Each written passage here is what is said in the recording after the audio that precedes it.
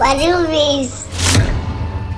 Kaze mu kiganiro Warubizi, abakunzi umuryango munini wama wiyongera imisi yose uko bukeye, nukuri ndabakiriye mu kiganiro. Rero murabizi ko imisi yose nama ndabagumbira hobe abantu mwese mudukurikirana, abantu biyongera bama baraba ikiganiro bashasha, namwe ndabakiriye. N'umunsi nibakwe nagiriwe ibakwe ryo kuba kuri Warubizi. Sinza ndabifata nk'ibisanzwe, especially ubu unye uko tugenda tumara imisi dukora ikiganiro Warubizi.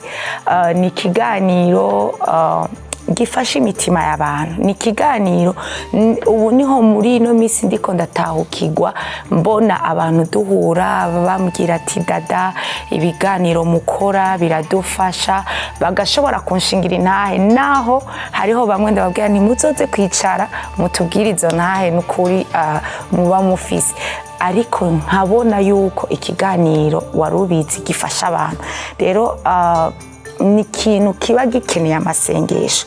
Hari abantu bamwe bahora bambwira ati turasengera ikiganiro, nukuri nagira ntumirira abantu bose n'umunsi abantu bazimana n'abatarakizwa from nukuri mudusengere. Ni igikorwa gisaba inguvu nyinshi, ni igikorwa gisaba amasengesho, ni igikorwa twenyine ntavyo twokwishoboza, ariko iyo duronse abantu badusengera, abantu badufata mu mugongo, nukuri byose biragenda neza. Kandi ico namenye coco nuko abo tugwana saba inyama n'amaraso.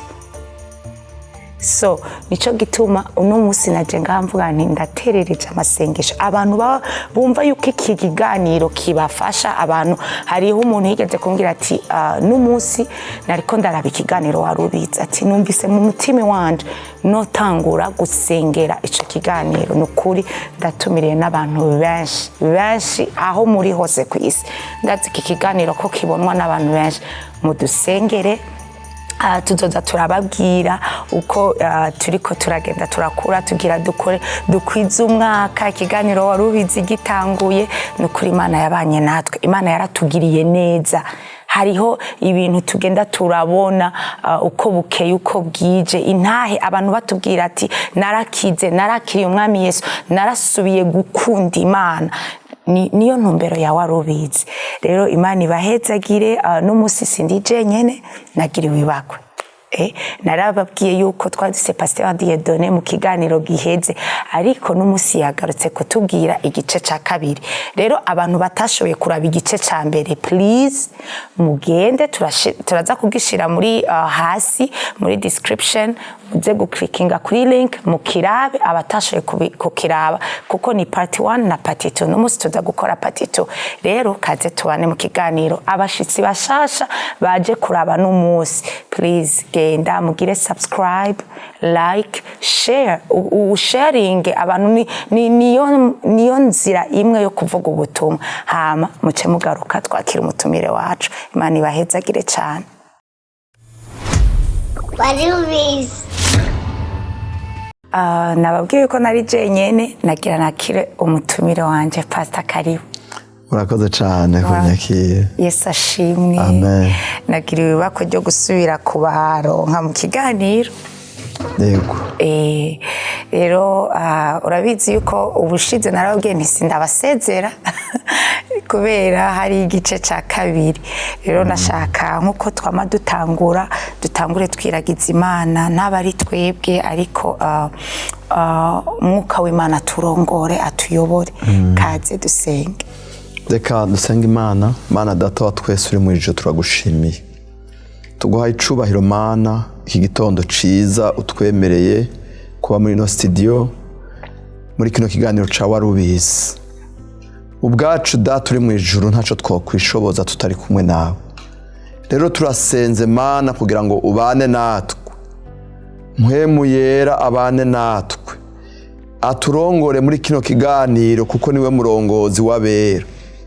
Reka Mana intahe tuza gushinga ize gufasha abantu benshi kukugaruka ko Mana, mu izina rya Yesu Kristo. ndasengeye mwami Imana ego abarongozi bawe warubizi, ndasengeye abantu bose bari muri kino kiganiro baba mu buhinga bw'ivyuma kugira ngo ushoboze buri muntu wese Mana, kugira ngo ubu butumwa bushobore gukiza abantu, gukiza imitima. Uri Imana ikomeye, turagushimiye, ntaba ari twebwe ariko izina ryawe rishigwe hejuru Mana. Ni mu izina rya Yesu Kristo dusenze dushima, amen. Amen, amen. Urakoze cyane Pastor. Amen. Ndazi n'umunsi yuko hariho abantu baza kuraba ikiganiro ubwa mbere batashoboye kuraba parti ya mbere twakoranye. Nico gituma nashaka mutangure musubire mwidondore hama tuze kubandanya aho twari tugeze. Murakoze cyane. Jewe ndi Pasteur Dieudonné Nsabiyumva nkuko nabibabwiye mu kiganiro c'ubwa mbere part 1. Nkaba ndi umupapa yubatse, umudamu umwe n'abana 7. Hama nkabashima Imana uyu munsi aho yankuye. Narabibabwiye ko Dieudonné mubona uyu munsi ari imbere yanyu atandukanye na Dieudonné wa kera atarakizwa. Rero ndashimiye Imana ko yampinduye kubw'ubuntu bwayo nkaronka agakiza, kubw'ubuntu bwabo uyu munsi nkaba mpagaze ndi umukozi w'Imana shinda yishingira intahe kuko yankuye mu vyaha. Ico ndi uyu munsi ni kubw'ubuntu bw'Imana. Murakoze cyane. Amen, amen. Urakoze cyane. N'umunsi nashaka tubandanye warugeze ahantu wakiriye umwami Yesu, niho twari tugeze. Wakiriye umwami Yesu hama usubiye kuja kurondera ahantu urushengero wokoreramwo rwo gukuza. Nico gituma ntumirira abantu bose baza kuraba kino kiganiro nukuri utaravye parti ya mbere ndakwinginze aba yuko urabi parti ya kabiri usubira inyuma uze kuraba parti ya mbere, ni uza kumva uwo Pasteur Dieudonné yarari, ibyo yagenderamwo, ingene yari umuntu anywa inzoga, ari ibintu byinshi byari bimuboshe. Ariko haragera igihe aravuga ati ndarambiwe, ibyo nagiriyemwo biramaze. Yaratubwiye yuko yanywa ikaziye yose yari kiyeriga Pastor ikiyeri ngo akaca yongera ko kimwe, donc mu ikazi haba harimo 12 ariko yarongeramwo kimwe, donc 13. Urumva aragera igihe yumva yuko bimuruhije ati ubu rero Mana ndakwinginze ntabare. Aca aragenda kuri stade ni ntaye ndende. Ndabinginze rero ndabasaba abantu bose baza kubona ino parti ya kabiri mubanze murabe parti ya mbere niho muza gutahura. Pastor none usubiye rero muhira byarakoroheye kuronka aho sengera? Nkuko nabivuze mu kiganiro kiheruka, ibyari byoroshe kuko urumva nakiriye agakiza mu gikorane cyari cyabereye kuri stade Bujumbura cansubira mu Cibitoke. Abatwihanishije barambariye bati rero nugende hanyuma urondera ishengero rikwegereye, ugende urondera abakozi b'Imana bagufashe muri uru rugendo rero utanguye rw'agakiza. Hama aho twari duherereye hari amashengero menshi, nivyo hariho ishengero rya Panikoti, hariho ishengero rya Vivante, hariho ama eglise atandukanye. Hanyuma rero jewe kubera ibyandanze ntarakizwa, narumva ko nkeneye ahantu bansera kuko nari n'umuguruguru cyane. Nari nkeneye ahantu kabisa banyigisha inyigisho nkumva ko basera, nkiyumvira kuja muri Panikoti mugabo umutima ukambwira ati Panikoti we nawe uzoshobora. Nkiyumvira muri Vivante mugabo kubera abagenzi banje benshi ariyo bari, haraho nagenda nkumva umenga bariko nicaye, nkumva umenga bariko baramvuga ati ujya nawe yaje gukizwa. Bimwe nababwira mbere canke yaje kwirabira abakobwa. Umva ntivyanyoroheye. Nagwanye intambara ikomeye ariko kubera mu mutima nari nafashe ingingo kuko nari nararushe ndasenga Imana ndavuga nti Imana ubu rero je byananiye kugira shwa yaho nzosengera, ndagomba unshoboze untorera ahantu ungirire shwa wewe aho nkwiye gusengera. Ijwi rikambwira ja muri Pentecote, ja muri Pentecote. Muri Pentecote bakozi b'Imana baragukurikirana bakagusera, kandi by'ukuri bari abantu bararera, bararera kabisa, ugikizwa baragukurikirana. Dubona bavuga butumwa abadiakoni. Pastor, reka tugende buke buke. Hari akantu waravuze ngo church isera, mbega ubushatse kuvuga iki? Aha mvuze ngo church isera ni ukuvuga n'ishengero rikurikirana abakristo, umukristo akihana hamwe ataronka ingene asubira muri biriya yarimwo, kuko hari abantu benshi baza kwihana mugabo ugasanga kubera ya kompanyi bagendana ugasanga baguma bamukwega bamugarura bamusubiza inyuma. Ariko rero igituma niyumvira kuba muri Pentecote, narabona ko muri Pentecote abakozi b'Imana baca bakuba hafi, hamwe utaronka n'umwanya wo kujya kurondera babandi mwahora musangira inzoga, babandi mwahora mujara mu bitagira ikimazi. Rero naho umutima wanje rero bagumubwira mu nyuma, rero ntageze ahantu usenga Imana ndabwira Imana nti Imana byananiye kugira shwa, ndagomba wewe nyene wewe wampamagaye aba ari wewe uncagurira aho ngiye gusenga. Niho rero naheza mu nyuma ndiko ndasenga nkumva ijwi riguma rinyoriyanta kuja muri Pentecote. Naciye ngenda muri Pentecote ndegera abakozi b'Imana ndababwira ko natuye nihanye mu gikorane, baca batangura kungendera rero baramfasha baca batangura kunshira mu nyigisho z'igice. Nazize umwaka wose, nize igice umwaka wose batwigisha. Ku bantu batazi inyigisho z'igice ni iki? Inyigisho z'igice ni inyigisho bigisha abakristo bacihana kugira ngo bamenye ijambo ry'Imana, kandi baba bariko barabigisha babategurira kubabatiriza. Ni ukuvuga haba harimo izo nyigisho zo kubabwira Yesu Kristo ari we, kubabwira Imana, iyo Mana biyeguriye iyo ariyo, uburyo ikora, bagaca babigisha n'ingaruka nziza yo kuba muri Kristo Yesu, bakabigisha n'umubatizo. Urabona benshi tugenda twagiye gukiza twari twarabaye muri Katolika, twaranabatirijwe. Rero kugira ngo hari abantu baza gukizwa nkaje byarangoye kugira numve ko nzobatizwa ibatisimi igira kabiri, nubwo nari narakijwe numva umenga iri abatisimi irakwiye. Rero muri izo nyigisho z'igice niho abakozi b'Imana bakwereka igituma umuntu yahindutse yemeye kugera ikirenge mu ca Yesu akwiye no kubatirizwa, akabatirizwa mu mazi menshi nka kujya Yesu yabatirijwe muri Yorodani. Ni izo nyigisho rero z'igice zatwigisha ijambo ry'Imana zikongera zikadutegurira kwinjira mu mubatizo wo mu mazi menshi. Yego. Amen, amen. Nashaka ndagusubiza inyuma gatonya. Watubwiye yuko igihe wasubira inyuma kuja kurondera ahantu usengera, hari uko amajambo wagiye urakoresha ngo naguma numva ijwi rimbwira ngo uje muri Pentecote. Mbega ico gihe wumva ico kintu kigusunikira hariya anya waruzi ko ari ni giki ico kintu woki cari giki? Iryo jwi ryari nyabaki ryakubwira? Kuko uravyumva ntabwo wari bwakomere mu gakiza, ariko hari ahantu waguma wumva ijwi, watubwira ati nijwi numva ryambwira ati genda hariya muri Pentecote bakurere. Mbega umuntu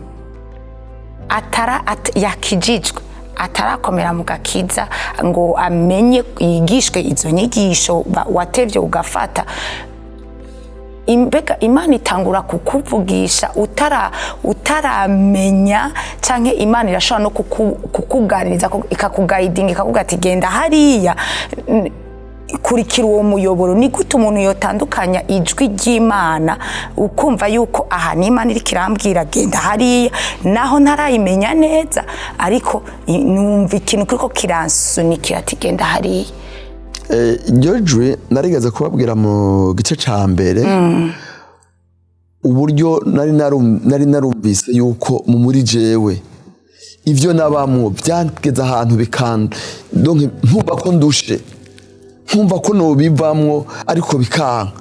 Narigeze kuvuga ko nageze ahantu ngira examen de conscience je ubwanje nkicara nkiyumvira nkavuga nti jewe nimba muri ibi ninabandanya ndi muri ibi ariko nzokura ngere ku myaka papa afise. Ico narakivuze mu ntaye ya mbere. Rero hamwe nagira examen de conscience naguma numva muri jewe noja gukizwa kwa kuntu navyumva nkumva nokizwa kuko nari ndushe. Naringeze ahantu sinzi ko nabwiye ko naringeze ahantu nataha muhira mama yashize njya ku meza tutariye bikamutera agahinda nkumva ko naje ndikunda babaza abavyeyi. Rero nkuma numva nshaka gukizwa kwa gushaka bya byiyumviro bira notuma nja mu bakizwa. Uko niko nagiye numvise George ndiko ndavuga none nsengera muri Pentecote nkiyumvira uri kuriyumvira hari gihe uri kuriyumvira wumva ikiyumviro kijo yaja muri Pentecote muri Vivane Hareke muzohura n'abandi mwahora musangira inzoga niki bituma uzisubiramo nkumva mu ivyiyumviro byanje bikaza cyane. Ni George nababwiye numva ijambo ry'Imana riratubwira ingene Aburahamu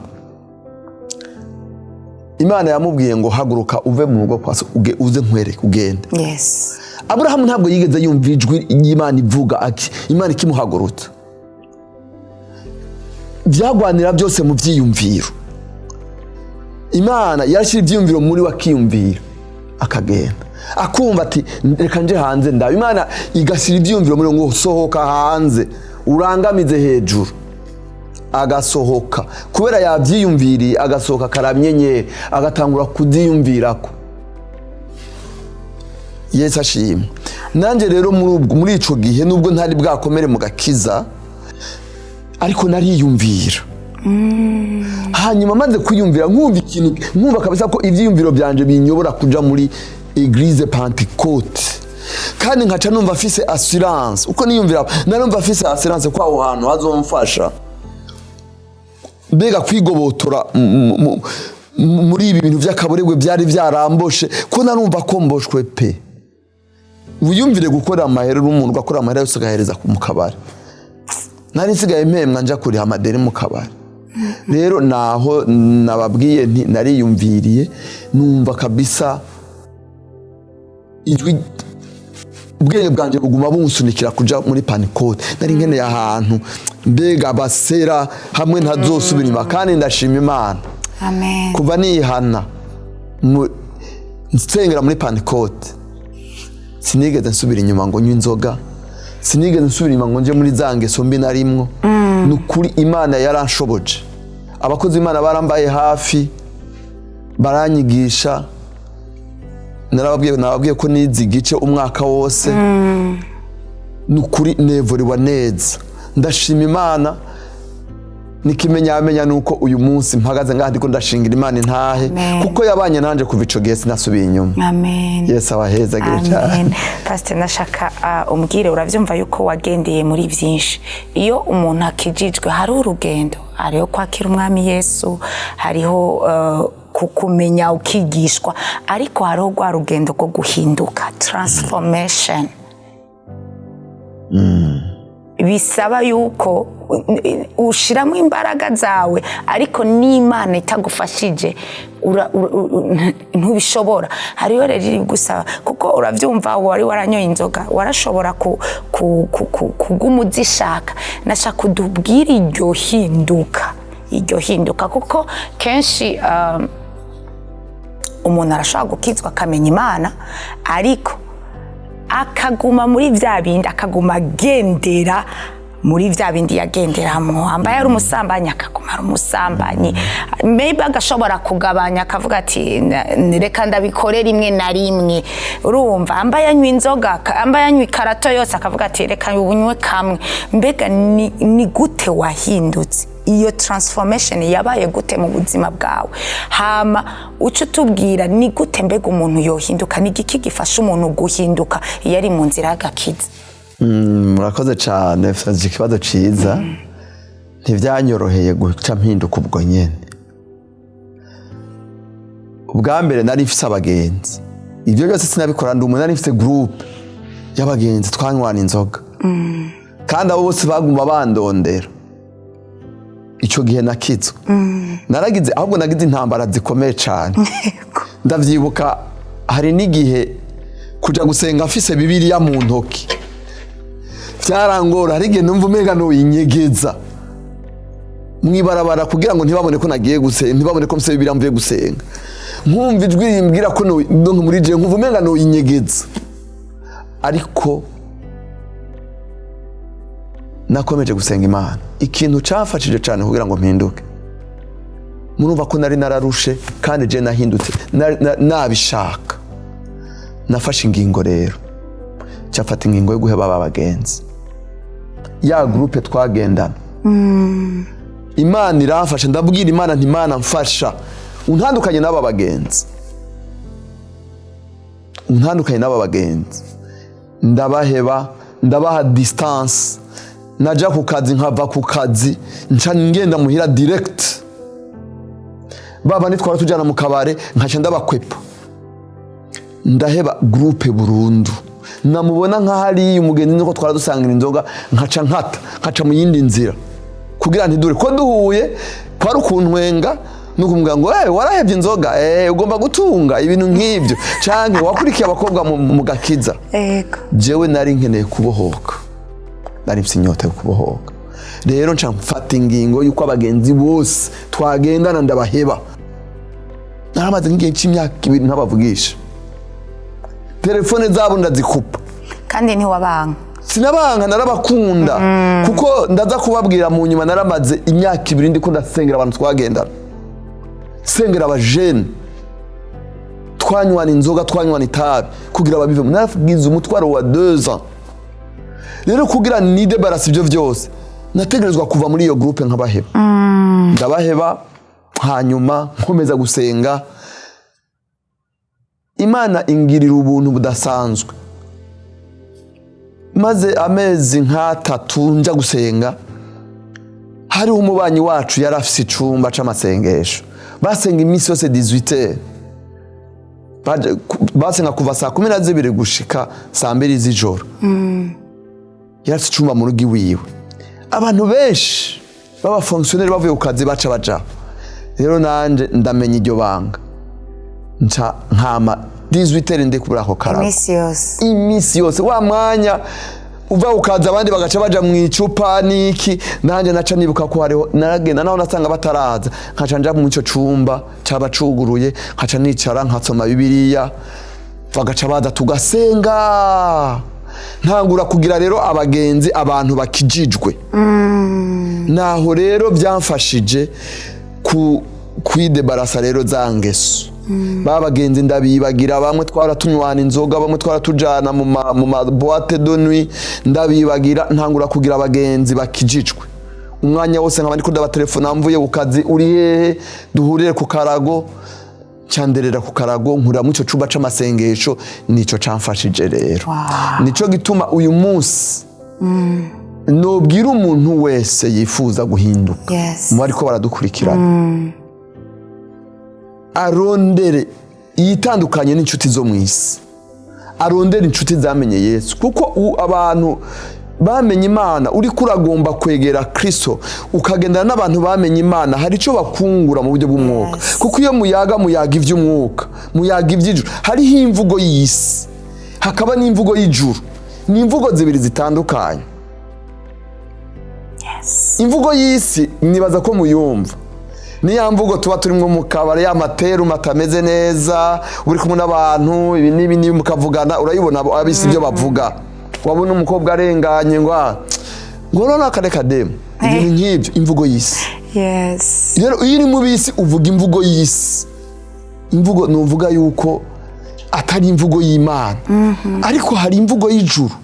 Amen. Kuko muri kumwe n'abantu bakiyugize group abantu bamenye Imana, bakubwira iby'agakiza, bakubwira Yesu, bagushingira intaha aho bagiye gusengera Imana yakijije, bakubwira ingene ijambo ry'Imana ryabafashije, nawe ugaca wumva ufise inyota yukuba aho iyo ntahe. Nanje Mana urampa intahe, urampa kumera nka naka. Amen. Amen. Naho rero ni navyo byamfashije kuvuga ubutumwa, kuko aho mu cumba c'amasengesho twarasenga tukavuga ubutumwa, bakabwira ati naka ni watwigisha uyu munsi, ukaza wateguye ijambo ry'Imana. Ni naho natanguriye kwiga kuvuga ubutumwa mu cumba c'amasengesho. Donc baraguforoma kabisa. Naho waja ku kazi wabuze ati 18 ndaza gusenga, kabwira umuntu uraza duhure ku karagohewe, uraza ko tumaze iminsi tujya gusengera kwa naka. Kandi turafashwa cyane n'abagenzi benshi, ari abagenzi ndazi badukurikiye, ndababwiye nti turafite amasengesho aha, benshi barakijijwe. Naho rero nuko ikibazo warumbajije cingere nahindutse, umva ko bitanyoroheye gutandukana n'abandi, ariko ndafata ingingo.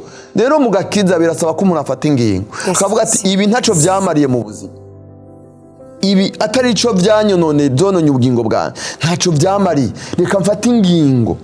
Abagenzi bawe ukabaheba, ukarondera abagenzi bamenye Imana, kuko bakubwira ivy'agakiza. Amen. Yesu abahezagiye. Amen. Amen. Unye ni si Dieudonne wa kera, wa wundi yagendera muri vya bindi, ariko ubu ni Dieudonne mushasha, ni pasteur. Watubwiye ati muri ico cumba c'amasengesho nyene niho watanguye kuvuga ubutumwa, ugasohoka ukaja kuvuga ubutumwa. Ariko nashaka kumbwire umuhamagaro wo kuba pasteur watanguye ryari? Wamenye gute ko Imana uzoba pasteur? Imana irakomeye cyane. Hari igihe subiye inyuma gatonya, urumva ko nakijijwe, nibereye mu cumba c'amasengesho, harageze igihe ndabatirizwa, kandi mbatirijwe hoho naciye nambara izindi mbaraga. Yes. Kuko narakijijwe rwose, ndava kuri levo nariko ndaduga hejuru hamwe n'abakozi b'Imana. N'ukuri bari basigaye n'ukuri baza bakambwira bati jya muri korale, ntagura kuja muri korale, ndaririmba, ntagura gukora ibikorwa by'Imana. Bati ubu rero urakijijwe, tangura ukora ibikorwa by'Imana. Mu nyuma zaho hajya naravuye ko nari narahejeje imanitse. Imana ni Imana. Hari igihe tutiga amashuri yo mu buryo bw'umubiri cyangwa yo mu isi, Imana ikakwigisha amashuri yo mu mwuka. Mu nyuma zaho novuga ko ryari nk'ishuri ry'Imana. Imana yarankoreye ibitangaza, ntuvuga sinzi, ninjiye mu ishuri ry'Imana ndigishwa. Nayise ngo ni université spirituelle. Pastor Godipa, tubwira iryo shuri ryari ryo? Ndibuka nari nkijijwe cyane. Kandi mu bajene basengera kugo rushengero kabisa nari nkijijwe. Twari dufite groupe y'abasoda basengera aho abajene, twa Mungu twarahura, tuvuye gusenga tukagenda tukaja nko kuramutsa umuntu umwe, tugashika iwabo tukaririmba, tukavuga amazaburi, tukaryoherwa, tugahimba. Hanyuma rero muri iyo minsi niho namanuka i Bujumbura ngira accident n'imodoka. Ngira accident ndavunika amaguru yose, nja mu bitaro. Aho mu bitaro rero narahaboneye Imana, niho navuga nti ryari ishure ry'Imana. Ndahabonera Imana kuko naravunitse amaguru, kuko ari kwavunikiye aha perone na tibia amagufa, aha naho mvunikira mu ivi. Navuze ngo ni ishure ry'Imana kuko nabonye Imana yagombye kuncisha ahantu hakomeye. Abantu bari bazi ko napfuye, ariko kubw'imbabazi z'Imana nagonzwe n'imodoka, nkongwa n'ikamyo. vuye mu Cibitoki tugeze kuri Shanike inkamyo iratugonga kabisa iradukubita imodoka twarimo nakuwe n'Imana ndaja muri Rwakarede ndagwarirayo ariko nasanze hariho impamvu iryo shuri narigiyemwo kubera inyungu z'Imana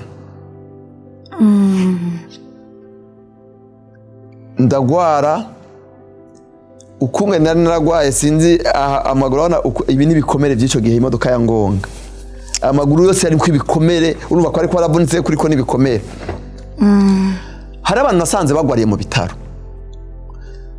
ugasanga nk'umuntu yaravunitse ukuboko cyangwa avunitse ukuguru nkasanga amaze yo nk'amezi 3 cyangwa amezi 5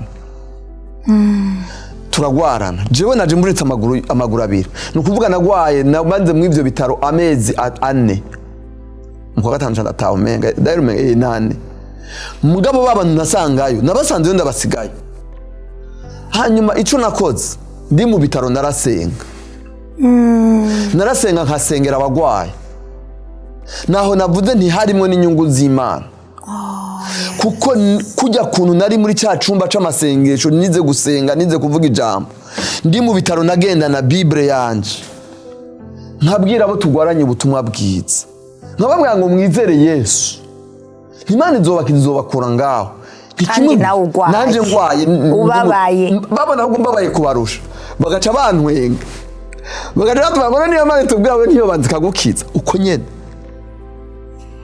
ndavyibuka hariho n'igihe maze kuronka mitende barankuye ku mabuye y'amabuye urana muri Rwakarede kuguru kwari soustraction ukuna kuri mo blanche banshira ko plate amaguru yose baca bandana agasheze Laurent bamaze kuma sheze Laurent nagenderamo ho nari nsigaye mva muri cya cumba ndimwo nkagenda gusengera abagwaye mu bindi vyumba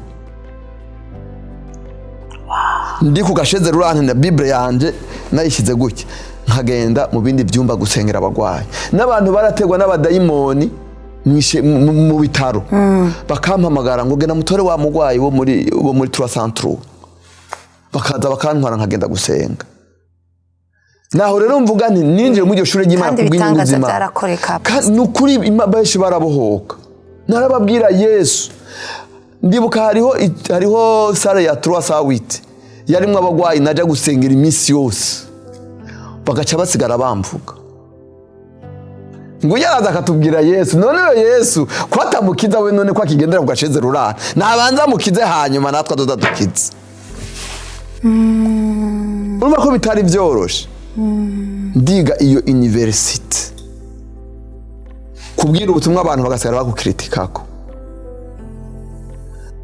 ariko ndashima Imana mu nyuma zaho urumva ko nagiye navunitse nawitse ko nari mu wa mbere université spirituelle haragera hano Imana yavuga ati ntabwo umuntu yiga université ngo yiga umwaka umwe ahubwo arunguruzwa akaja mu wa kabiri yego canja mu wa kabiri urumva ndaho ntangwe kubwira abantu ubutumwa ncangwa la fièvre typhoïde ndi mu bitaro abaganga ntibabimenye fièvre typhoïde ncandaremba ndemvye abaganga bakantreta babona umenga ni malaria bakantera amaserumu ya malaria rero haragera ahantu inda ntangura kuribwa ndaribwa kumbe umuriro wa ya fièvre wa perfo ya intestin aratoboka intestin aratoboka ndaremba gose gushika naho nja muri banjana kumbaga barambaga intestin ndacarimwe vya vyuma ndacarimwe za plâtre donc yasima amaguru yose baja kumbaga rero munda naho urumva ninje mu wa kabiri université spirituelle ikindi kigaragazo kinsanze mu kigaragazo cambere kitarahera ndavuga ni Imana noneho babantu nahora mbwira ubutumwa bati none wa muntu yahora kutubwira ubutumwa tubwira Yesu none ko aremvye agira apfe amen murumva ntivyari vyoroshe mu nyuma rero barambagamara barayaca igice cyari cononekaye baragita barateranya yakomeye Yesu amen Yesu angirira ubuntu ndaba muri ivyo bitaro ndatangura ndakira ya intestin mu nyuma ntangura kugira kine mu nyuma ndaheza kine ntibyari byoroshe. Nasubiye kwiga guhagarara nk'umwana, nari umuntu w'umugabo niga guhagarara shima amadede, kuko urumva ya plâtre yari mu maguru, amavi yose yari yameze gutya, sinashobora gukunja. Natanguye kine bushasha. Hanyuma ibitangaza Imana ikora, urumva ko abantu nabwiye ubutumwa batera bati iyo Mana nibanze gukiza. Ibitangaza Imana ikora, narakize ntangura kugira kine, ngendera kuri chaise roulante, ndatangura ndiga ndatambuka, ba bantu bose nta numwe yigeze ava mu bitaro. Hanyuma ndataha ndaza kugira kine rimwe mu ndwi, ndatangura ndagenda kuri bekiye. Reka rero ndagutera inkuru. Mwe mu Imana ati subira kuvuga ubutumwa hahandi nje kugira kine muri Wakarede. Nkaca ngenda muri vya bitanda gusuhuza ba bantu naho rambwira ubutumwa. Bambonye barakomye induru, bati ni wowe ugenda n'amaguru? Irevre nagendera kuri bekiye ariko naratambuka, kandi bo ntibashobora kuvyibaza ko nashobora gutambuka. Ba bantu baciye bizera Imana. Amen. Batangura kuntera inkuru ingene naho ndababwira ubutumwa bwiza, ndababwira Yesu, bagasigara barankritika bonyene.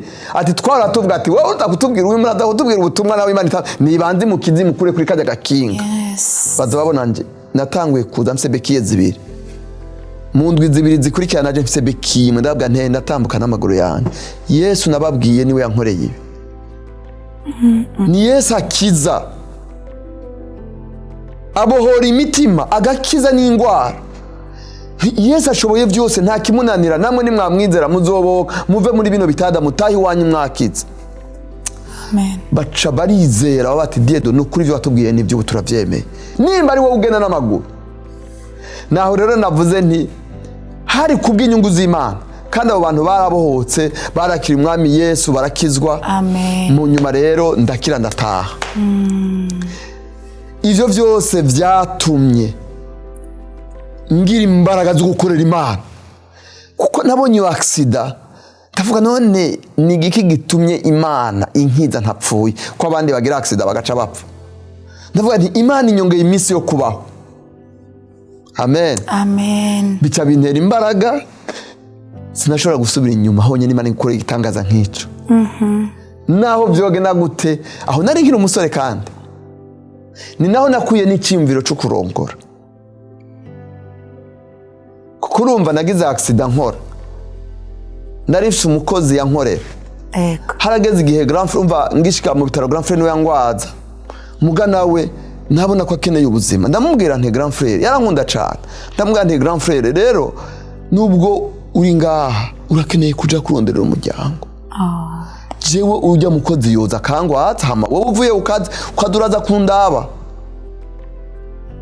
Umva ko ari kugira ngo ndamubohora, kandi urumva nari mfise abangemurira. Imana yacikoresha abakozi b'Imana bo mu bibujumbura kuri eglise Pentecote y'Ibujumbura, bakangemura mu gitondo sasa no mwijoro.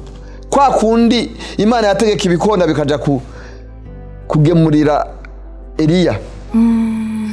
Imana ikorera mu bakozi b'Imana y'Ibujumbura. Korale y'ahantu haraho mu Cibitoke batanzi baraza muri Wakarede, sinzi umuntu yababwiye atari umuntu yavuye mu Cibitoke cya Rugombo, umuntu avuye mu Cibitoke ndagwariye Bujumbura, ati agwariye muri Wakarede. Barakuranwa bumwe bakangemura icyayi mu gitondo, abandi saa sita, abandi ku mugoroba. Nukuvuga barampa ivyo kujya mu mbwira umukozi nti ntuze wigere ninge cushira abanyabitaro bandi badafite ababagemurira.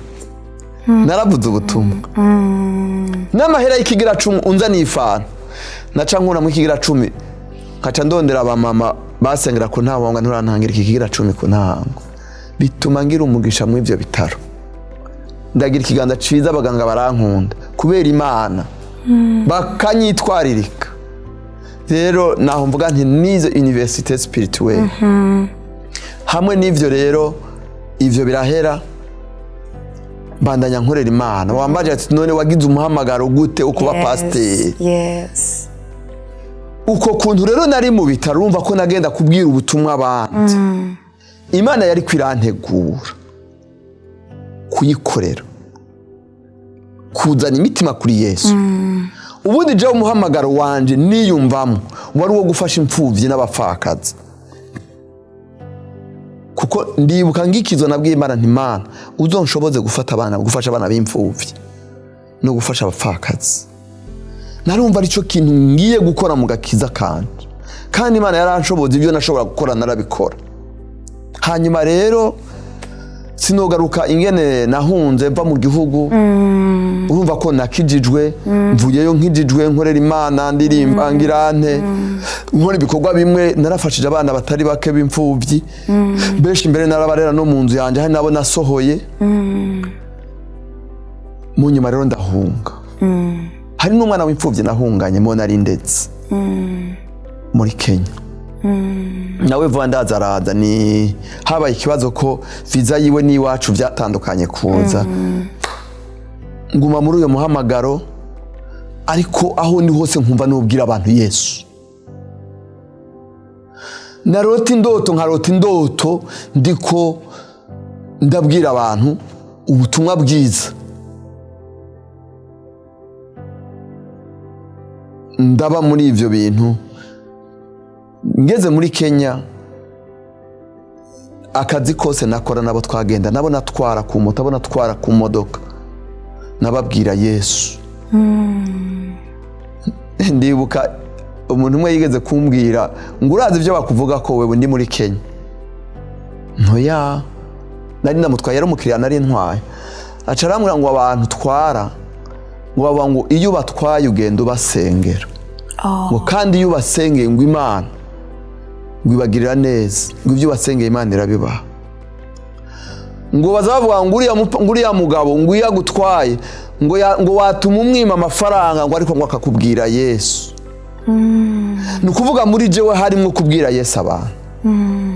Naho tuba turiko turayaguku duhuriye mu ibarabara, numva umenga ntitwovana ntakubwiye ibya Yesu.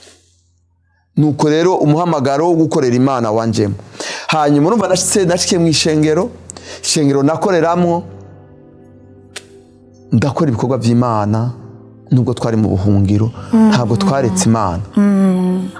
Mu bikorwa by'Imana twakora, abakozi b'Imana bakora nyine dukore mu bikorwa by'Imana. Mu nyuma baravuga ati uwo kwemera ko tugusengera mu budiyakoni. Ndavuga nti jewe nimba ari Imana ibigomba sinoharira n'Imana, kuko niyo yampamagaye ngo ndayikorere.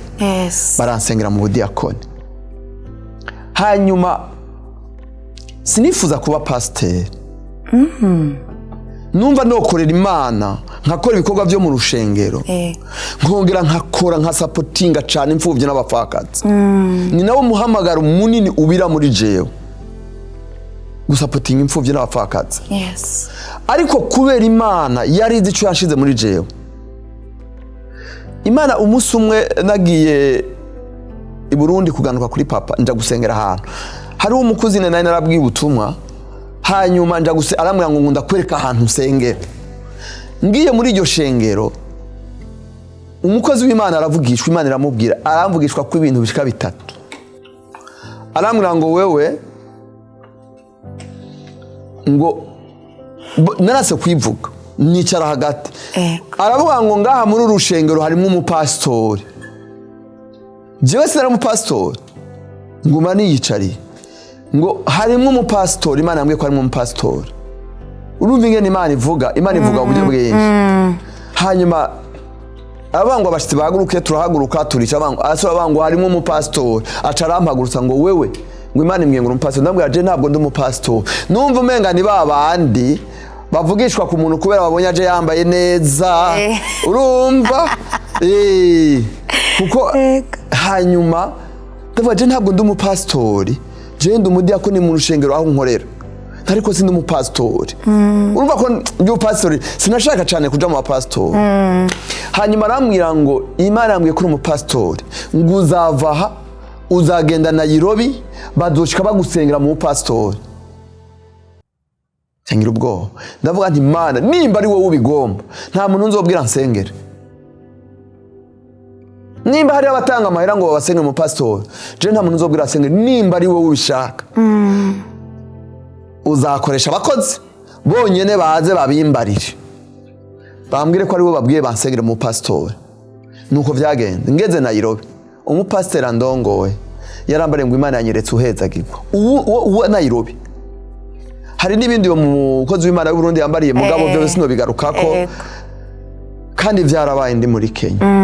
Hanyuma mpagara ko ico kintu pastor, ngeze umukozi w'Imana yarandongoye arambwira ngo Imana yanyeretse ngo uhezagire wambaye neza bariko baraguhezagira ndatwenga cyane mukajyasengesho nasengera ubundi wa wundi abimbariye jewe ntawe nzabwira ngo ashireko ibiganza kiretse wowe Mana uzahagurutsa ngo nsengere uwo mukozi w'Imana Imana irabimuhishurira neza arabimbaraca namubwira nti pase ntindashimye Imana kweri ni Imana ivuga niyo ninarinda bizi narindindire kubimbarira ariko rero wewe kuko hari abakozi b'Imana baratandukanye we ntiyashaka kundi mu pastor amwungiriza Imana yayimuhishurira ntiyabikora cangumaho Imana iraraba ati wapi ko atabikoze reka ndakwereke iki creya umugisha mu muryango ndonka ahantu ngura parcelle y'amahera make kugira ngo nimuke mve muri iryo shengero umva hari kure sinashaka gusenga muri iryo shengero nimutse ca ndimuka nimutse ndibuka igihe kimwe ntwaye abantu nja muri famille y'abamizuruma yego nari ntwaye abakiriya bisanzwe hama tuja muri famille y'abamizuruma mbabwira Yesu ndababwira ubutumwa umugore n'umugabo n'umwana wiwe toute la famille bashima Imana bizera Yesu barakizwa mugabo baratubwira none se pase we kubagitengera tuzabigenza gute ndabwira muzorondera ishengero ryose riri ngaho musengeremo umva namaze kubabwira Yesu yego kandi bakiriye umwami Yesu barambwa ati vy'ukuri tuzosenga Imana rero ikindi gihe ntwari mukira kuri university iraho yo muri Kenya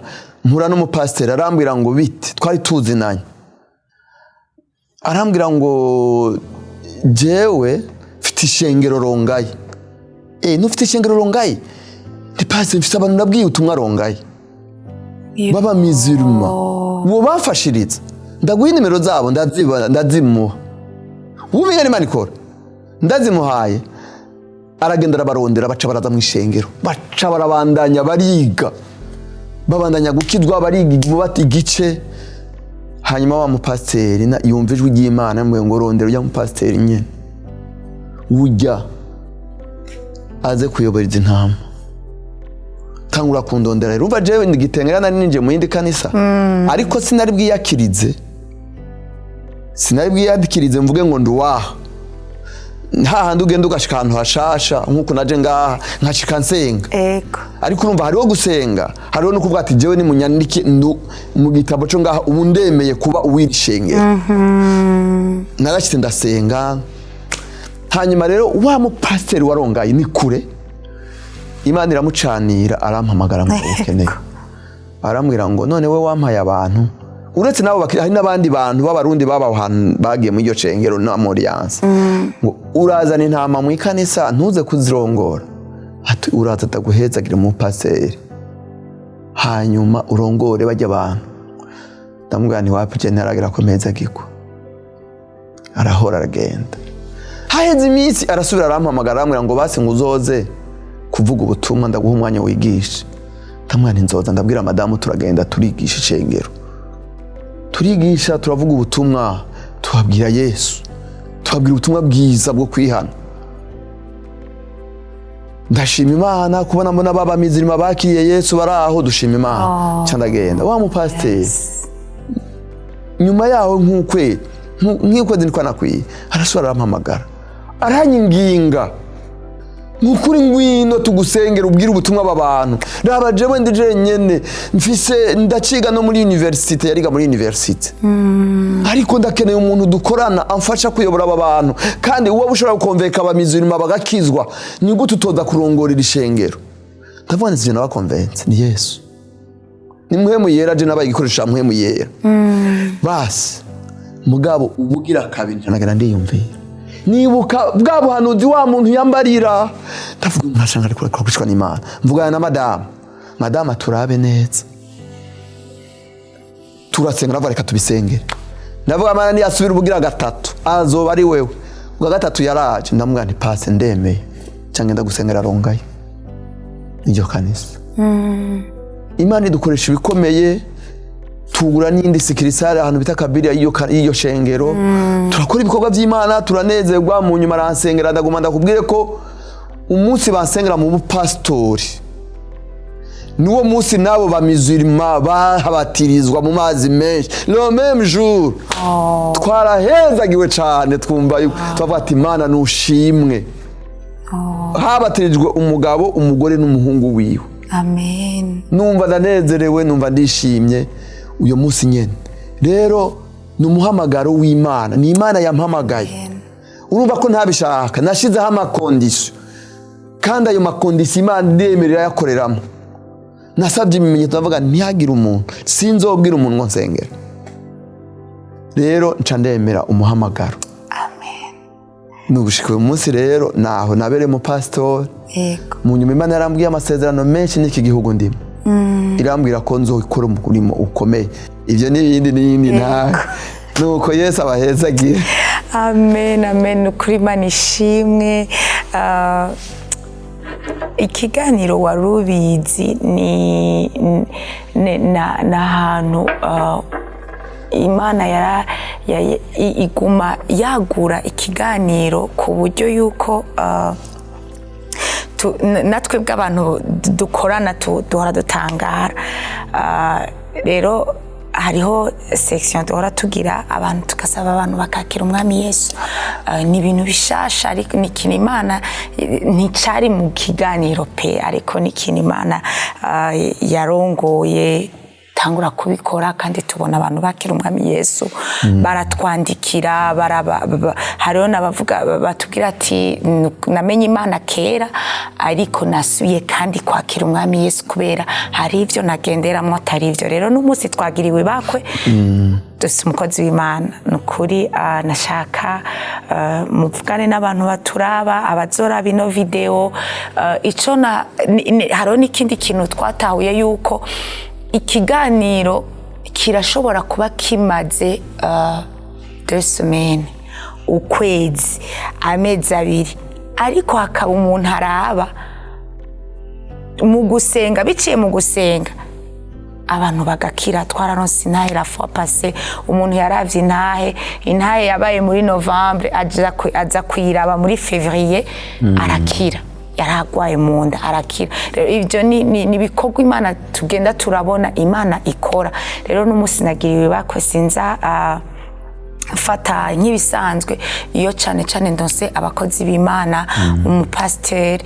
Nashaka rero uvugane n'abantu bazora bino video n'abazoyiraba haheze igihe. Nukuri ubihanishe. Hariho abaraba ikiganiro warubizi bagwaye, tuze gusengera n'abagwayi n'abantu bumva yuko bakeneye ubutabazi bw'Imana. Yego, karibu twakiriza abantu Yesu. Karibu cyane pastor. Icyo navuga, murakoze cyane. Twahamagara kubwira abantu Yesu Kristo. Yes. Cyane cyane kubigisha iby'icaha, kuko icaha nico kibosha abantu. Icyaha nico gituma abantu batamenya Imana, bigumira mu isi. Imbere yuko tubihanisha ahubwo numva no babwira ijambo ry'Imana. Yes. Yesu bwiwe dusomye mu gitabo ca Matayo igice ca 3. Reka tubasomere ijambo ry'Imana hama bari ryo dusengeramo. Ijambo Yesu yabwiye abantu. Yohana igice ca 3. Yesu amaze kubatirizwa na Yohana.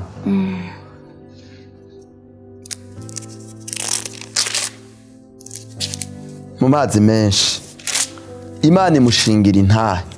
Iravuga ngo nguyu umwana wanje nkunda cyane akampimbara. Amen. Amen. Suko byari bikwiriye ko Yohana abatiriza Yesu, ariko ari ijambo Yesu yamubwiye riranyubaka.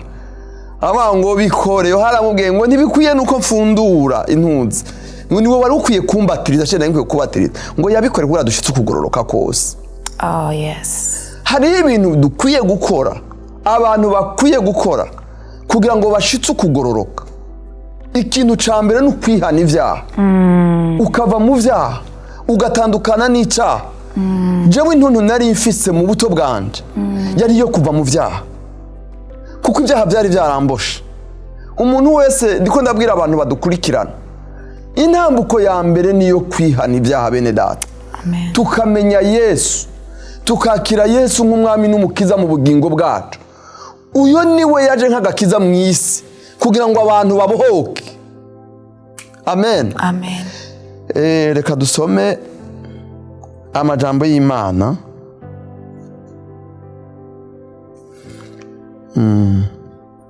Muri iyo minsi Matayo 3:1. Okay. Muri iyo minsi haza Yohana umubatizi yigishiriza mu bugaragwa bw'Iyudaya ati mwihane kuko ubwami bwo mu ijuru buri hafi. Uwo niwe yavuzwe na Yesaya yavugishwa n'Imana ati ijwi ry'usemerera mu bugaragwa ngo nimutegure inzira y'Uhoraho mugorore inzira ziwe. Amen. Amen. Ubandanije ahanye ku murongo w'indwi haravuga, tusome ku murongo wa 5 haravuga ngo maze ab'i Yerusalemu ab'i Yudaya bose n'abo mu ntara yose iherereye kuri Yorodani bava iwabo bazaho ari, babatizwa nawe mu ruzi Yorodani batura ibyaha. Amen. Amen. Ndasurinya kuri aka kantu batura ibyaha.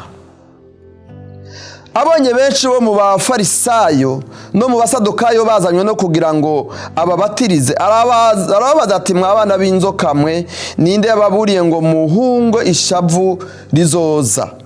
Hari ahandi birivuga ngo muhungo burake. Nuko nimukore ivyerekana ko mwihanye koko. Amen. Amen. Reka nshake ngeze ngaha. Ego. Sinje kure. Yohana yaje nk'integuza. Aje gutegura inzira ya Kristo. Abwira abantu ngo bihane kuko yarazi ko Kristo ari inyuma. Amen. Amen. Ariko arababwira ngo mwihane. Yongera aravuga ahantu ku murongo wa 6 ngo batura ibyaha byabo, abantu batura ibyaha byabo. Ndavuga ku bintu bibiri, kwihana no kwatura ibyaha. Kwihana nugu jimbere y'Imana ukavuga ati Imana, ukarokonesa ivyo wagendeyemo ko ari bibi, ukicuza imbere y'Imana. Mana nukuri nagendeye mu mafuti, nakoze ibitabaho, nakoze ibyaha, sinkwiriye no kubimbere, ariko kubw'imbabazi zawe mbabarira Mana, ndihanye, umbabarire. Ukakira Yesu nk'umwami n'umukiza mu bugingo. Bibiliya ivuze ngo baratura. Hariho ibanga isi ya none Satani ariko agenda ashira mu ishengero rya kino gihe cyo kutatuza abantu ibyaha. Ariko usomye no muri Yakobo harayivuga ngo mwaturiranira ibyaha. Yakobo 5 ku murongo wa 15 ubandanije usoma gushaka ku murongo wa 16 ngo mwaturiranira ibyaha ngo kugira ngo mukire ingwara. Rero bantu b'Imana ku kwihana ndiko ndababwira, nukwihana kuvuye mu mutima hanyuma ukatura ibyaha, kuko iyo watuye ibyaha bimaramaza Satani akakuva inyuma. Hari igihe tugenda mu rushengero abakozi b'Imana bagasengera abantu batatuye, ugasanga umuntu yaje mu rushengero yasenze n'ivyo yahezagiwe, ariko yaje afite ibyaha kanaka agasubira inyuma atavyatuye. Satani haje aranezerwa, aravuga ati ndamushoboye, ko ntiwabyihanye, ntiwavyatuye, urabizana ukabisubiza inyuma. Nabigereranije nk'umuntu yikoreye ibintu bimuremereye umuzigo, hanyuma umuntu agahagarara akabona kujya mu ntaremerewe akacamo lift mu modokari. Ari modokari twatugenderamo z'amastuti zari zifite amantuza. Wowe wikoreye ikintu kiremereye ugacuja mu modokari ugacuguma ucikoreye, ntugiture ngo ugishire hasi. Hanyuma imodokari uko igenda iguma iceka, wa muzigo ni guguma ugucinyiza. Uraza mu rushengero ukanezerwa n'indirimbo ukaririmba, ubutumwa bukavuga, bahamagara baza kwihana, ntiwihane ugasubira inyuma uko. Kandi by'ukuri Bibiliya ivuga neza ngo twese twakoze ibyaha ntitwashikira ubwiza bw'Imana, nta mugororotsi arimo. Bujya kuza gusenga Imana kabara kajya Imana iduhaye ko kuza gusuka ibyaha imbere yayo. Yes. Kugira ngo tubohoke utahe wumva isure murutse. Rero bene data mugira inyota yo kwihana. Amen. mugire inyota y'ikwaturira abakozi b'Imana. Abakozi b'Imana icyo Imana yabahamagariye ni ukugira ngo bafashe abantu baremerewe, babatuze ibyaha. Hanyuma Satani amaramare, iyo umeneye ibanga Satani aca avuga ati uyu arancitse ntasubira kukurondera. Ariko iyo umubikira ibanga aravuga ati ujya aracara uwanje. Nico rero nagomba kubwira abantu batwumviriza ku murongo, bige kwihana by'ukuri byo mu mutima, bige kwatura ibyaha, kuko kwatura hari icyo bimaze mu buryo bw'umwuka. Hari ingaruka zo kwatura ku mukristo. Umukristo yatura ibyaha, Satani amubakure, aramutinya. Yes. Icyo kintu mukimenye, umukristo yatura ibyaha, Satani aramutinya, kuko Satani ntagomba ko bamumaramaza, amubakure. Ariko iyo utatura ugahora ubibika uza gusenga ukigira, ntubivuga. Icyo nobwira abantu nuko bokwizera abakozi b'Imana, kuko abakozi b'Imana bashiriweho kuba abanyamabanga. Nka jewe ntiwongwira, nta mukristo yoza kunganiriza ngo ndamufashe ngo mpeze ngere ndabiyage hanze. Icyo ni icyaha ku mukozi w'Imana. Rero mwumve ko abakozi b'Imana Imana yabahamagaye kugira ngo babafashe, bamubaturire ibyaha, babasengere, babasabire umugisha. Rero ndashimye Imana data wa twese yampaye aka kanya, sinari kugana ntavuze icyo kintu c'icaha. Abantu bave mu vyaha, abantu babohoke, bakire Yesu nk'umwami n'umukiza w'ubugingo bwabo. Yesu igihe cyose yamaze avuga ubutumwa yarakiza abantu, yarakiza abantu. Iyo uje mu rushengero ukihana ibyaha, nagomba ndakubwire yuko iyo umukozi w'Imana kurambitse kw'ibiganza n'indwara zirakira, kuko igihe cyose cyo gukira ibyaha kujana no gukira indwara. Yesu yarakiza indwara abantu, abemeye bakamwumvira, abemeye bakihana, yagenda bakijije. Muribuka ku kidengeri cy'i Besayida, ahageze ibyakoretse, umuntu yaramaze imyaka 38, Yesu yaramukijije. Yes. Muribuka Barutimayo, amaze kumenya mu mutima wiwe ko Yesu ari umwana w'Imana, yarakomye induru arasemera ngo Yesu mwana wa Dawidi ngirira imbabazi. Yesu arahagarara aramukiza, arakira, arabona, aramuhumura. Ni ukuvuga ngo nyuma yo kwihana hariho ubundi bushobozi bukiza. Yes. Hariho ubundi bushobozi bukora ibitangaza. Ibyo ni byo abantu batakimenya. Ubwo bushobozi uyu munsi ntibukigaragara mu mashengero menshi, kuko abantu babigize umengana ivyabo. Ishengero rya Kristo hariho benshi uyu munsi basigaye bagiyitirira, ukumva ngo tugiye gusengera kwa naka, kwa naka. Naka nta shengero agira. Ishengero hariho waripfiriye, hariho waribambiwe, hariho uwaribabarijwe, ari we Kristo. Hari kuvuga ngo tugiye gushengera mu rushengero rwa Kristo, tugiye kwa naka, dusengera kwa Gitwaza, dusengera kwa naka. Pardon, ni nakaroro ntanze, ariko siko shatse kuvuga uko. Ariko shatse abantu bamenye ko nta shengero ry'umuntu ribaho. Ishengero ni rimwe ku isi, ni rya Kristo. Amen. Abantu bakwiye kumenyera ko ari ishengero rya Kristo kandi ribohora, rikiza. Rikiza abagwayi, rigakiza n'abanyamibembe. Amen. Rigakiza n'imitima. Yesu abahezagira. Reka dusenge Imana, dusengera abantu bari ku murongo, abakeneye kwatura, kwakira Yesu nk'umwami n'umukiza. Turabasengera, ariko aho muri wumva hari ijwi rikwagiriza mu mutima wawe, wumva ukwiye kwaturira abakozi b'Imana,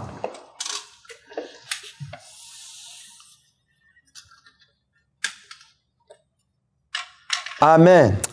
Wumva hari icyo ukwiye kwaturira abakozi b'Imana, rondera abakozi b'Imana bagufasha. Umaramaze Satani, umaramaze Satani, ejo azoguhunga. Ijambo ry'Imana riravuga ngo mugwanye wa mubi nawe azobahunga. Amen. Rero musubiremo aya majambo ngiye kuvuga, twihane, dusabe Imana imbabazi. Mwami Yesu, ndagushimiye ko uri umwami wanje, ndagushimiye ko uri umukiza wanje. Menye neza yuko ukiza ibyaha, uharira ibyaha ugakiza n'imitima. None ndaje imbere yawe Mwami Yesu, ngirire neza. Mwami Yesu, mparira ibyaha, umpe guheba Burundi ibyaha byahora bimbuza kukurondera. Ufute izina ryanje mu gitabo cy'imanza, wandike izina ryanje mu gitabo cy'ubugingo. Uyu munsi nemeye kukwakira nk'umwami n'umukiza w'ubugingo bwanje. Rero ndakwinginze ngo Mwami Yesu, guhera uyu munsi umfata ukuboko, unshoboze guhora ndi umwizigigwa, guhora ngendera mu gakiza kawe ubu n'ibihe bitazoshira. Amen. Amen. Amen. Imana ibahezagire ku bantu bose bemeye kwakira umwami n'umukiza mu bugingo bwabo. Amen. Reka dusengere abagwaye. Yes. Umuntu yoba agwaye ahari yofukama hanyuma tumusengere, kuko Yesu n'umuganga akiza indwara zose, n'izananiranye arazikiza. Reka dusenge. Umuntu wese ahari afukame ashyire ikiganza aho yumva agwaye. Mana Data wa twese uri mu ijuru, uri Imana ikomeye, uri Imana ikiza, uri Imana y'ububasha. Ijambo ryawe mu itangiriro rirambwira ngo rega ndi Imana ishoboye byose, kandi turabihamya Mana, tubishingira intahe ko ushoboye byose. Abagwayi urabakiza, nta ndwara n'imwe yakunaniye.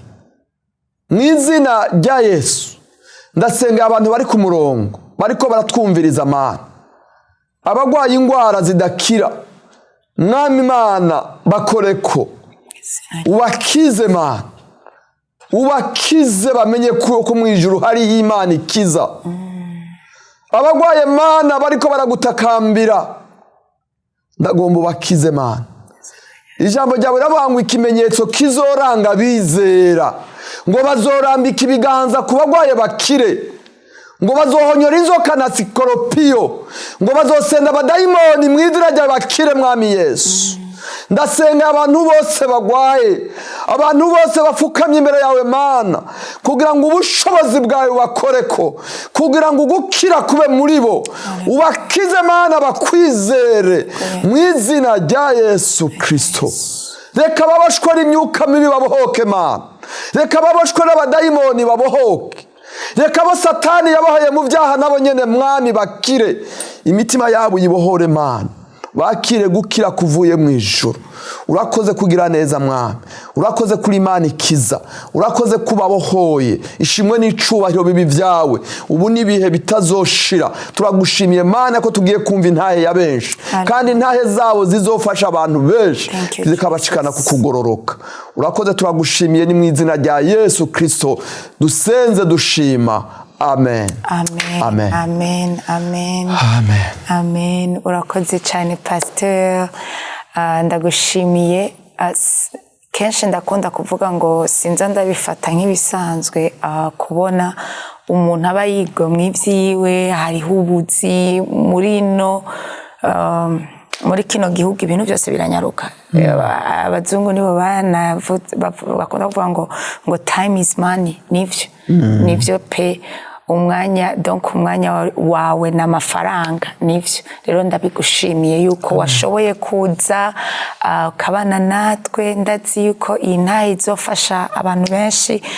Nditeze kumva intahe ikomeye iciye muri ubu buhamya waduhaye. Imana ibahezagire. Nanjye ndabashimiye cyane ko namwaranyiyumviriye ko mukantumira muri kino kiganiro. Nivyo muri kino gihugu umwanya uragoye, ariko jewe numva ko iyo abavyoshoboka umwanya munini nowuha Imana kuruta ivyo dukora mu isi, kuko umwanya duha Imana niwo mwanya w'ikimazi, niwo mwanya ukomeye mu bugingo bw'umukristo. Kuba imbere y'Imana, ijambo ry'Imana ngo kuba imbere y'Imana akana gato ngo karusha imyaka myinshi, imyaka irenga 1000 kuba mw'isi. Rero ndabashimiye cyane, ndabakengurukiye, Imana ibahezagire. Nejo nimwankenera murampamagara. Yesu yadukoreye byinshi, ibyo kuvuga ntitwobibura, kandi nta mukristo yobura icyo ashima Imana. Imana ibahezagire cyane, murakoze cyane. Murakoze cyane pastor. Nkabashimiye n'abatwumviriza, baza kumviriza ikiganiro. Namwe mwese Imana ibahezagire, murakoze cyane. Amen. Urakoze cyane.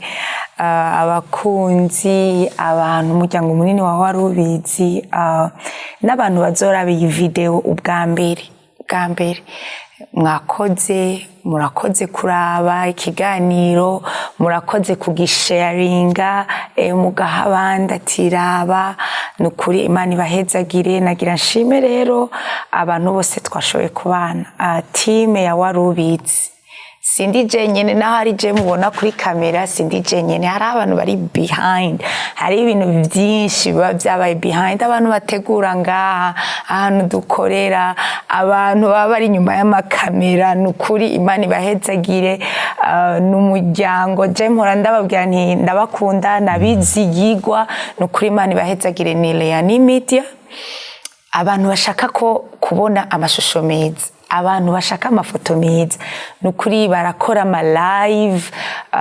Since abantu babakeneye, mugende mwandike iryo zina nyene, riza kuba kenshi riba riri no muri description ya ikiganiro Warubizi, turayishiramo. Mugende no muri Instagram yabo, hariho ama info yabo yose, hariho nimero za telefone, hariho email yabo. Nukuri mubandikire, nabizigirwa, barafotora mariage. Ndaza abantu benshi bamaze kubarondera, nukuri mubarondere, bazobakorera ibintu vyiza bifise qualité, bisa neza kameme. Ndazi ko abantu benshi babaza ikiganiro Warubizi gisa neza, musa amashusho meza. Nukuri ndashima Imana kubwabo. Rero mubarondere. Imana ibahezagire. Team yose sibo bonyene, hariho n'abandi dukorana, hari umuco-host wanje, hari umudirector. Nukuri Imana ibahezagire. Hariho n'umusi numumenga noshimira umuryango wanje. Umuryango wanje, nukuri ndashimiye umutware wanje. Muri kino gihugu nibiba byoroshe, amba mbashobora kuza hano kuri iki kiganiro, hariho byinshi aba yakavarinze kugira nshobore kuboneka. Rero ndamushimiye, n'umugabo mwiza. Nukuri Imana imuhezagire nawe nyene ahabari. Nukuri ntabyo noshobora, ndabibabwiye abantu b'Imana, ntabyo noshobora wewe atabashije kuba ahari ku ruhande ngo amfashe ibindi biba bisigaye ntegerezwa gukora. Rero Imana imuhezagire. N'umunsi shout out to him. Imana imuhezagire. Rero ndabakunda, abakunzi ba Warubizi, Imana ibahezagire. Dukorera muri CRC, n'urushengero ruri muri Phoenix. Turafise ama programme atandukanye. Turakora kwa gatanu haba hari praise and worship. Tumira abantu, hari abantu benshi baba bari kuri live, batumire, barabe, bumvirize ubutumwa bwiza, bakira umwami Yesu. Nukuri dutangura isaha 2 z'ijoro gushika midnight. Kaze murabe, mukurikirana amateraniro. Tugaterana kandi ku munsi w'Imana kuva 10:30 gushika 1 PM. Kaze tubane. Imana ibahezagire. Rero jewe nateguye ikiganiro, nitwa Darlene Irakoze. Ndabakunda, ndabagumire kandi bye bye. God bless you. Warubizi.